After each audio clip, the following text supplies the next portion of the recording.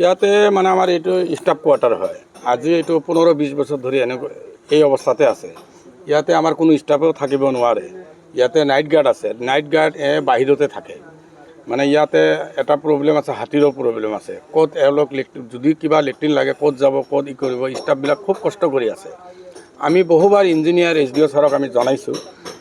আজিলৈকে কোনো এটা ব্যৱস্থা নকৰে। আমাৰ ষ্টাফ 4জন ৰাতি ডিউটি কৰে, দিনত আমাৰ 5জন ডিউটি কৰে। ইয়াতে যে আমাৰ এমপ্লয়ীবিলাক যে কেনেকৈ থাকিব সেইটোৰে ব্যৱস্থা আজিলৈকে কোনো কৰি দিয়া নাই। ৰাইজে পানী পায়, মানে আমাৰ মেচিনবিলাক আমাৰ ৰানিং মেচিন।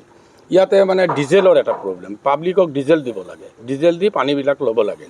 ডিজেল দিলে ইয়াৰ মানুহবিলাক খেতিয়ক মানুহ আৰু ভেজিটেবল বিশেষকৈ চব্জি এইবিলাকে খেতি কৰে, গৰীব মানুহ।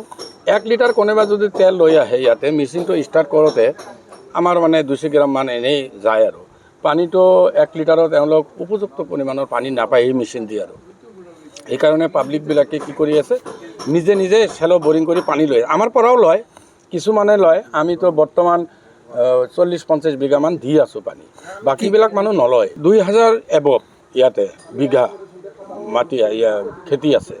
কিন্তু আমি যদি 3টা মেচিন ষ্টাৰ্ট কৰোঁ তো পানী আমি এভেইলেবল পানী দিব পাৰিম। কিন্তু ডিজেলৰ প্ৰব্লেম, ডিজেলটো চৰকাৰেতো ডিজেল নিদিয়ে, তো পাব্লিকে কিনিব লাগে। এতিয়াতো কোনো কামেই নাই ইয়াতে ছাৰ, কোনো কামেই নাই।